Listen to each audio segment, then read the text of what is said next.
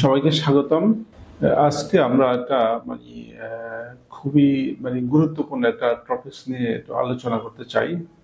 সেটা হচ্ছে আত্মহত্যা। আসলে আত্মহত্যা কি, আত্মহত্যা মানুষ কেন করে? পৃথিবীর কোনো মানুষই কিন্তু আসলে তার আত্মহত্যার পথ বেছে নিতে চায় না, তারপরও জেনে জীবন শেষ করার একটা পদ্ধতি এই পৃথিবীতে আর কখনো থাকতে চায় না, বাঁচতে চায় না। তো কেন মানুষ আসলে এই পথটা বেছে নেয়?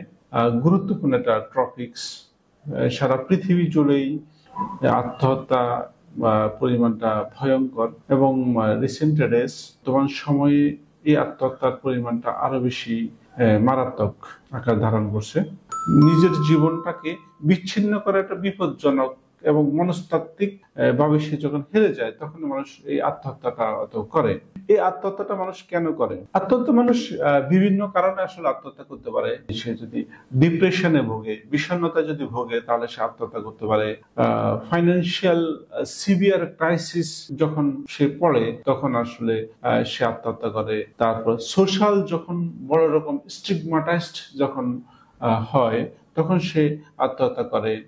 কনফিডেন্সের অভাবও কিন্তু প্রচুর পরিমাণ মানুষ আত্মহত্যা করে। পৃথিবীতে প্রচুর মানুষ রয়েছে যারা তাদের কোন একটা এক্সপেকটেশন, তারা যদি তাদের আশা অথবা তারা যেটা চায় সেটা নিয়ে যদি তারা যদি না পায়, তখন সেটাতে তারা আত্মহত্যা করে। পৃথিবীতে মানুষ বিভিন্ন কারণে, বিভিন্ন কন্ডিশনে, অথবা যখন সে তার নেগেটিভি ফোকাস করে, তখন সেখানে কিন্তু সে আত্মহত্যা সাধারণত করে।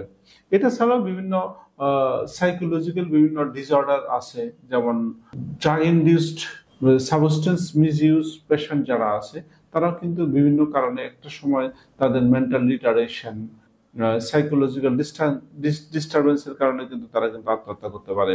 সিজোফ্রেনিয়ার পেশেন্টদেরকে প্রচুর পরিমাণে আত্মহত্যা করতে দেখা যায়। তারপর অনেক বাইপোলার মুড ডিসঅর্ডার পেশেন্ট যারা থাকে, তারা একটা সময় তাদের জীবনে একটা এপিসোড থাকে আর কি, যেটাতে তারা ডিপ্রেশনে যখন চলে যায়, তখন সেখানেই তারা কিন্তু আত্মহত্যা করে। আত্মহত্যাটা খুবই মারাত্মক একটা বিষয়, যেটা পৃথিবীতে অনেক মানুষ করে, বিভিন্ন কন্ডিশনে করে। আত্মহত্যা করলে তখন আমরা আসলে তাদেরকে কিভাবে আইডেন্টিফাই করব? অ্যাকচুয়ালি এইসব পেশেন্টদেরকে কিভাবে বুঝতে পারবো যে তারা আত্মহত্যা করতে যাবে, অথবা তারা সাধারণত ল্যাক অফ এনজয়মেন্ট, হ্যাঁ, তারা সাধারণত বিষণ্ণতায় ভুগে থাকে, কোনো কিছু নিয়ে কনফিউজড থাকে, কি করবে, তাদের ফিউচার প্ল্যানটা তাদের কাছে পরিষ্কার না।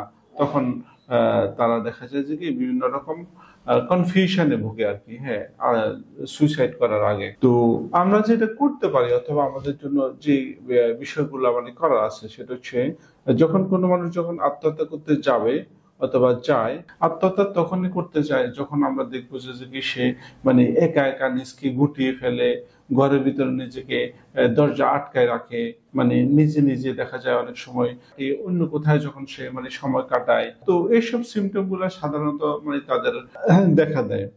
তো এইসব জিনিসগুলো যখন দেখা দেয়, তখন আমরা বুঝতে পারবো যে একজন মানুষ তার আত্মহত্যা করার জন্য প্ল্যান অথবা পরিকল্পনা করছে। তো আমরা এটা কিভাবে বুঝবো?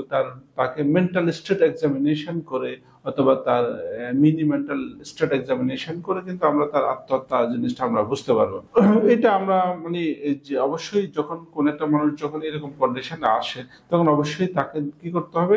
একজন ডক্টরের শরণাপন্ন হয়ে তার মেন্টাল কন্ডিশনটা আমরা দেখে তাকে সে কি কন্ডিশনে যাচ্ছে সেটা আমরা নিরূপণ করব। এর পাশাপাশি আমরা বিভিন্ন সাইকোলজিক্যাল কোনো ডিসঅর্ডার আছে কিনা সেসব জিনিসগুলো আমরা একটু দেখার চেষ্টা করব। আমরা কিভাবে আত্মহত্যা প্রতিরোধ করতে পারি? আত্মহত্যা প্রতিরোধের জন্য আমাদের অনেকগুলা উপায় আছে। আমরা প্রথমত আমাদের যে প্রবলেম, অথবা কোনো মানুষ যদি আত্মহত্যা করতে যায়, তখন তার মূল আমরা কি করতে পারবো? তার সাথে আসলে আমরা কাউন্সেলিং করতে পারি। কথা বলে তার প্রবলেমটা কি, সমস্যাটা কি, সমস্যাটা আমরা ডিটেক্ট করতে পারি। তার প্রবলেমটা যদি তার সাথে আলোচনা করি, ডিসকাস করি, তখন দেখা যাবে যে সে যেখানে আমাদের নেগেটিভিটিতে যেভাবে ফোকাস করতেছে, আমরা সেখান থেকে যদি তাকে পজিটিভিটি যদি নিয়ে আসতে পারি, তখন দেখা যাবে যে সেখান থেকে সেটা ভালো একটা জায়গা থেকে তাকে আমরা ফিরিয়ে আনতে পারবো। এইভাবে আমরা তার যে মেন্টাল যে গ্যাপটা আছে সেই গ্যাপটা আমরা ফিল আপ করে তাকে আমরা নিয়ে আসতে পারি। এর পাশাপাশি কিছু মেডিকেল ডিজিজ আছে, বিভিন্ন কন্ডিশন আছে, সেগুলো আমরা ট্রিটমেন্ট করি। কোন একটা পেশেন্ট যদি ডিপ্রেশনে ভুগে তাহলে তার ডিপ্রেশনে যদি ট্রিটমেন্ট করি তাহলে অবশ্যই সেখান থেকে তাকে ফিরিয়ে আনা যায়। অনেক সময় পেশেন্টরা দেখা যায় এনজাইটিতে ভুগে এবং সেখান থেকেও সে দেখা যায় সিভিয়ার এনজাইটির কারণে সে সাইকোসিসে ডেভেলপ করে। তো সাইকোসিস থেকেও আমরা তাকে যদি ফিরিয়ে আনতে পারি তাহলে দেখা যায় যে সেখান থেকেও তাকে আলটিমেটলি আমরা ফিরিয়ে আনতে পারি। তো এইভাবে বিভিন্ন ভাবে অ্যাকচুয়ালি আমরা তাকে হেল্প করতে পারি। তো আত্মহত্যা বিষয়টা হচ্ছে যে খুবই মারাত্মক একটা জিনিস, যেটা কোনো কাম্য না। অ্যাকচুয়ালি আমরা পৃথিবীতে তখনই আমরা আত্মহত্যা করি যখন আমি মনে করি যে আমার আসলে কোনো পথ নাই।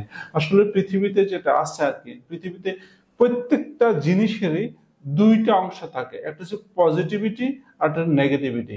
যে আমার এই যে হাতটা আছে, এই হাতের মধ্যেও কিন্তু দুইটা অংশ আছে, একটা হচ্ছে পজিটিভ সাইড, ঠিক আছে, এটা যদি আমরা পজিটিভ ধরি, ঠিক এটার আবার নেগেটিভ সাইড। যখন আমরা কোনো কিছু নেগেটিভ সাইডে যখন ফোকাস করব তখন দেখা যাবে যে আমি সেখানে শূন্য। যেমন দিনের বিপরীতে যেমন রাত থাকে, অন্ধকারে যদি ফোকাস করি তাহলে সেখানে আমি কিছুই পাবো না।